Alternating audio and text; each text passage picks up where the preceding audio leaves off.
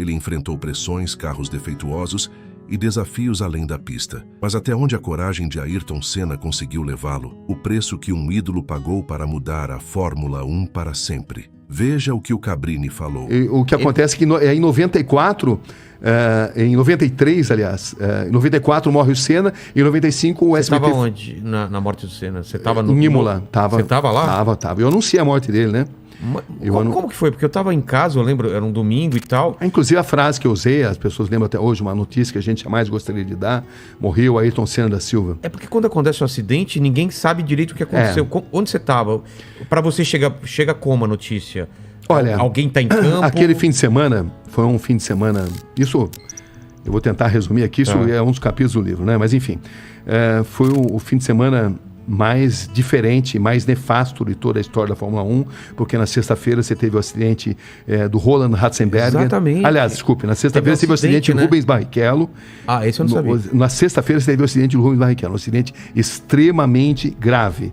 O Rubinho quase morreu, o Senna foi um dos primeiros a chegar no local do acidente, socorreu, ajudou a socorrer, foi no hospital visitar o Rubinho. No sábado morreu Roland Ratzenberger. Exatamente. Entendeu? E o próprio Senna me contou que ele não tinha morrido na pista.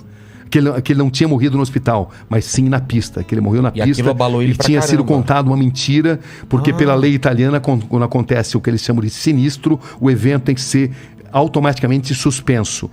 Então a corrida que vitimou Ayrton Senna não poderia ter sido realizada, porque o evento deveria ter sido suspenso. Se seguisse a lei... o Senna me contou isso. Se seguisse a lei, ele não teria morrido. O Senna me contou, olha, Sabrina, eu vou te contar, você não pode falar, eu respeitei isso. O Ratzenberger morreu na pista, não morreu no hospital, mas está sendo divulgado que morreu no hospital para possibilitar a realização do evento. O Senna não queria correr, estava muito abalado, porque ele se sentia sob pressão, pela falta de segurança dos carros da Fórmula 1 naquela época, pelo fato de ele ter lutado muito para ir para o Williams, e quando ele chega na Williams ele encontra um carro totalmente desequilibrado, e era difícil explicar para o público que o carro que no ano anterior tinha suspensão ativa e que nadava de braçada em relação aos concorrentes, era um carro pior que o do Schumacher, cuja Benetton estava burlando o regulamento.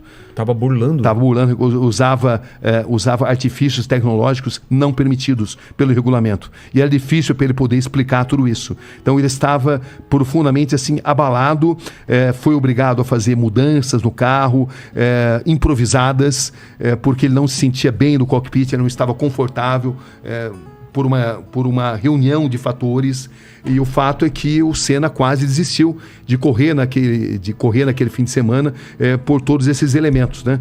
Então, ele chega a falar com outros pilotos, faz alguma reunião? Ele chega a falar, eles chegam a se reunir, mas aí, por uma questão contratual, decidem correr.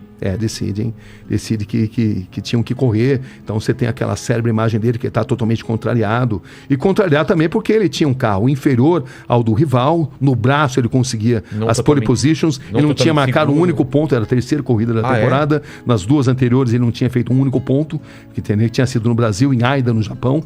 Ele tinha sido pole position, mas tinha quebrado, entendeu? Tinha tido um acidente e tinha parado, né? Não tinha marcado o ponto. E ele estava se sentindo sob pressão. Então ele tinha sido pole position mais uma vez, mas ele tinha ali no retrovisor Schumacher arrojado, com um carro que não respeitava o regulamento, e era difícil para ele falar sobre isso. Era muito difícil. Então, tem uma série de detalhes, eu não vou contar tudo, porque senão a gente não fala de outro assunto, né? Mas são muitos fatos, né? A célebre reunião sobre pneus que estavam fora do regulamento também, e que a Goodyear reúne o Frank Williams e o Senna. Eu conto também o que aconteceu. O fato é que a cabeça do Senna estava muito abalada, porque uma gambiarra tinha sido feita no carro, porque o carro era inferior e porque essa sucessão de acidentes tinham mexido com o emocional dele, né? O acidente gravíssimo do Rubinho, que por um triz não morreu na sexta, o acidente fatal do Roland Ratzenberger, enfim, era um piloto muito diferente daquele que a gente estava acostumado a ver e sob imensa pressão de vencer.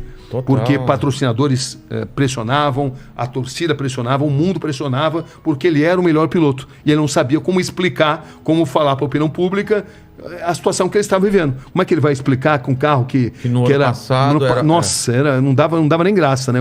O Mansell ganhava e quase que podia parar o carro para tomar um cafezinho, né? Entendeu? Com a suspensão ativa. Pareciam duas fórmulas diferentes, né? A fórmula da Williams, com a suspensão ativa, que depois tinha sido proibida, né? Foi proibida. Quando foi proibido, o regulamento mudou. Mas aí a Benetton arrumou um jeito de burlar o regulamento. E ela estava burlando o regulamento, usando várias armas não permitidas pelo regulamento. Mas era difícil para denunciar isso daí, porque existe ali todo assim, um corporativismo dentro da Fórmula 1. Claro. E esse corporativismo fazia com que o Senna hesitasse em denunciar, mas ele, nas entrevistas que ele me dava, ele mostrava todo o seu descontentamento. Eu lembro de uma entrevista célebre que eu fiz com ele em Aida, na corrida anterior, onde ele mostrava todo o contentamento. O carro está ruim, desequilibrado, instável, nervoso. Ele usou essa expressão. Foi a primeira vez que ele falou isso daí, numa corrida ali, lá no Japão, que foi a corrida anterior. Então, era todo esse contexto que existia ali, né? E quando acontece o acidente, parece que não tem imagens do acidente mesmo. Então, esse é um outro... Eu fui o primeiro cara a praticamente desvendar essa imagem, que a Foca dizia que não tinha essas imagens, mas aí eu consegui uma série de depoimentos de pessoas que diziam que tinham visto. Eu peguei o Bernie Eccleston, que era o presidente da Foca, o todo-poderoso da Foca, e eu o confrontei com esses depoimentos. Olha, existe essa imagem. Falei, tá certo, é verdade. Eu vou te mandar. Ele mandou essa imagem. Só que a imagem, 1 segundo antes do choque no muro, ela desaparece. Eles deram a explicação de que o diretor de imagens havia cortado para uma outra imagem e que nem todas as câmeras tinham videotape. Muita gente não acredita nisso, o establishment estranho, né? Não acredita, da mesma forma que muitos pilotos afirmam textualmente que o Senna morreu na pista. Nicola Larini, por exemplo, agora quando fez 20 anos da morte, me deu uma entrevista histórica, muito importante também, onde ele afirma textualmente que por tudo que ele sabe, o Senna morreu na pista e que isso não pôde ter sido divulgado exatamente por as razões que eu mencionei aí, né? E que a corrida teria que ter sido paralisada e também havia um protecionismo ali para a Williams. A Williams não teve culpa da morte do Senna. O Senna sabia dos riscos que ele corria, mas digamos que haveria um risco maior se esses fatos aparecessem, né? Então, o establishment da Fórmula 1 se protege, um protege a do outro para evitar que determinados fatos apareçam. E eu, nessa fase, eu trabalhei muito nas investigações. Essa imagem eu fui o primeiro a mostrar, como fui o primeiro a mostrar a imagem do capacete do Senna, que ninguém mostrava também. Enfim, essa... Um parafuso... O braço da suspensão. O braço da suspensão, né? O braço da suspensão que se rompeu, exatamente porque o carro estava instável, o braço da suspensão se rompe e ele vai direto contra o muro da tamburello, né? Uma cena muito estranha, Era uma curva de alta velocidade, onde ele bateu numa altíssima velocidade, mas o Senna não tinha um ferimento no corpo, ele só tinha no cérebro, entendeu? Porque o braço da suspensão, quando se rompe, ele se transforma numa lança, que entra e sai do capacete, num diâmetro muito pequeno, um tamanho muito reduzido, e que o Senna teve má sorte. De outra forma, ele teria saído andando dali, entendeu? Porque ele não tinha outros ferimentos no corpo. Não foi um impacto... O que se acredita é que o fato do braço da suspensão ter se rompido, ele se transformou numa lança que entra e sai do capacete, num pequeno orifício muito pequeno, eu vi ali. E essa imagem do capacete, que também não era revelada, que eu fiquei, como eu te falei, muito tempo ali investigando isso, mostrando isso. Quem tiver interesse em ter mais detalhes sobre isso, está tudo nesse livro aí. Tem muita coisa que jamais poderá ser divulgada, né? Como também tem a história do cara que filmou lá o corpo do Ayrton Senna no Instituto Médico Legal e tentou vender e foi repudiado. Claro. Você não pode mostrar uma imagem dessa. O que vai se ganhar com isso? Nada. Não. Então, né? Mas enfim, tem todo tipo de história. Senna não se foi em vão. Sua tragédia expôs falhas, pressionou mudanças e salvou vidas. Hoje, cada curva mais segura, cada piloto protegido, carrega um pedaço do legado dele. O herói virou símbolo, a dor virou transformação.